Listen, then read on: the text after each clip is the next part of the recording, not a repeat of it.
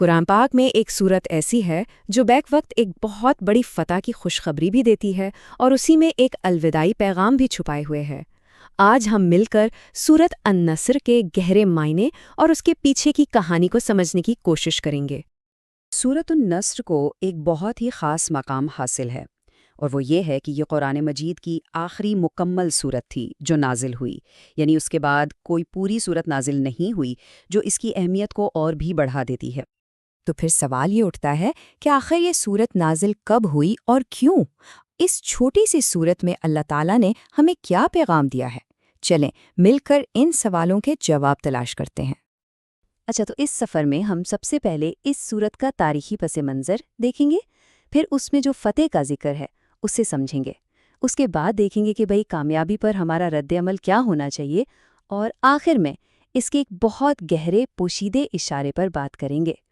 تو چلیں شروع کرتے ہیں اور سب سے پہلے اس سورت کے تاریخی پس منظر کو سمجھتے ہیں تاکہ یہ پتہ چلے کہ یہ کن حالات میں نازل ہوئی۔ دیکھیں، تاریخ ہمیں بتاتی ہے کہ یہ سورت ایک بہت ہی خاص موقع پر نازل ہوئی، فتح مکہ کے کچھ عرصے بعد، حجۃ الوداع کے دوران۔ ذرا تصور کریں، یہ وہ وقت تھا جب نبی اکرم صلی اللہ علیہ وسلم کی 23 سالہ طویل جد و جہد رنگ لا رہی تھی اور اسلام پورے عرب میں پھیل چکا تھا۔ اچھا، تو پس منظر تو ہم نے جان لیا، اب آتے ہیں اس طرف کہ اللہ تعالیٰ نے اس عظیم فتح کو کن الفاظ میں بیان کیا ہے۔ سورت کا آغاز ہوتا ہے ان الفاظ سے۔ یہ الفاظ اپنے اندر ایک پوری تاریخ سمیٹے ہوئے ہیں۔ اس کا سیدھا سادہ ترجمہ ہے جب اللہ کی مدد اور فتح آ جائے۔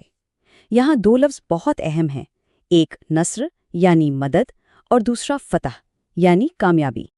یہاں نصر سے مراد ہے اللہ کی وہ غیبی مدد جو ہمیشہ مسلمانوں کے ساتھ رہی، اور فتح سے خاص مراد ہے فتح مکہ۔ یہ کوئی معمولی کامیابی نہیں تھی، یہ وہ فیصلہ کن فتح تھی جس نے شرک کی جڑیں ہلا دیں اور تاریخ کا دھارا ہی بدل دیا۔ تو اس فتح کا نتیجہ کیا نکلا؟ اگلی آیت اسی کی تصویر کھینچتی ہے۔ اور لوگ اللہ کے دین میں فوج در فوج یعنی گروہ در گروہ داخل ہو رہے ہیں۔ اور پھر دنیا نے اپنی آنکھوں سے دیکھا کہ ایسا ہی ہوا۔ فتح مکہ سے پہلے لوگ آتے تھے، اسلام قبول کرتے تھے، لیکن اکا دکا، مگر اس فتح کے بعد تو جیسے ایک دروازہ ہی کھل گیا، پورے کے پورے قبیلے فوج در فوج اسلام میں داخل ہونے لگے۔ یہ اللہ کے وعدے کے پورا ہونے کا کھلا ثبوت تھا۔ اچھا، اتنی بڑی کامیابی کے بعد عام طور پر انسان کیا کرتا ہے؟ جشن مناتا ہے، فخر کرتا ہے، لیکن اللہ نے کچھ اور ہی سکھایا۔ آئیے دیکھتے ہیں کہ وہ کیا تھا۔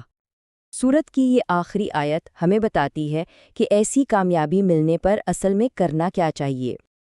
مطلب یہ کہ جب یہ فتح مل جائے تو اپنے رب کی حمد کے ساتھ اس کی پاکی بیان کریں اور اس سے بخشش مانگیں، اور پھر تسلی دی گئی کہ بے شک وہ توبہ قبول کرنے والا ہے۔ تو یہاں 3 کاموں کا حکم ملا ہے۔ پہلا، تسبیح، یعنی یہ ماننا کہ یہ سب کچھ اللہ کی وجہ سے ہے، اس میں ہمارا کوئی کمال نہیں۔ دوسرا، حمد، یعنی اس عظیم نعمت پر دل سے اس کا شکر ادا کرنا۔ اور تیسرا، جو شاید سب سے اہم ہے، استغفار، یعنی اپنی کمی کوتاہیوں کی معافی مانگنا۔ یہی تو ہے کامیابی کے وقت عاجزی کا وہ سبق جو یہ سورت سکھاتی ہے۔ اب ہم آتے ہیں اس سورت کے سب سے گہرے راز کی طرف۔ فتح کی اس خوشخبری کے پیچھے ایک اور پیغام بھی چھپا تھا۔ وہ کیا تھا؟ فتح کی یہ عظیم خوشخبری اپنے اندر ایک الوداعی پیغام بھی لیے ہوئے تھی۔ یہ صرف ایک دور کے اختتام کا اعلان نہیں تھا، بلکہ ایک عظیم زندگی کے اختتام کا بھی اشارہ تھا۔ جی ہاں، اس سورت کا نزول اس بات کا اشارہ تھا کہ نبی اکرم صلی اللہ علیہ وآلہ وسلم کا مشن اب پایۂ تکمیل کو پہنچ چکا تھا۔ دین اسلام غالب آ گیا تھا، اور اب آپ صلی اللہ علیہ وآلہ وسلم کے اس دنیا سے رخصت ہونے کا وقت بہت قریب آ گیا تھا۔ جیسا کہ تفسیر میں بیان ہوا، اس سورت کا پیغام تھا کہ رسالت کا فرض پورا ہو چکا ہے اور اب دنیا سے کوچ کا مرحلہ قریب ہے۔ یہ ایک ایسی خبر تھی جس نے صحابہ کرام کو خوشی کے ساتھ ساتھ بہت غمگین بھی کر دیا تھا۔ اور یہی وجہ تھی کہ آپ صلی اللہ علیہ وسلم کو زندگی کے آخری دنوں میں تسبیح، حمد اور استغفار کی کثرت کا حکم دیا گیا۔ یہ ایک طرف تو مشن کی تکمیل پر اللہ کا شکر تھا، اور دوسری طرف دنیا سے رخصتی کی تیاری بھی تھی۔ تو سورۃ النصر ہمیں ایک ایسا سبق سکھاتی ہے جو کبھی پرانا نہیں ہوتا۔ ہر کامیابی اللہ کی طرف سے آتی ہے اور اس کا اصل جشن تکبر سے نہیں، عاجزی سے ہوتا ہے۔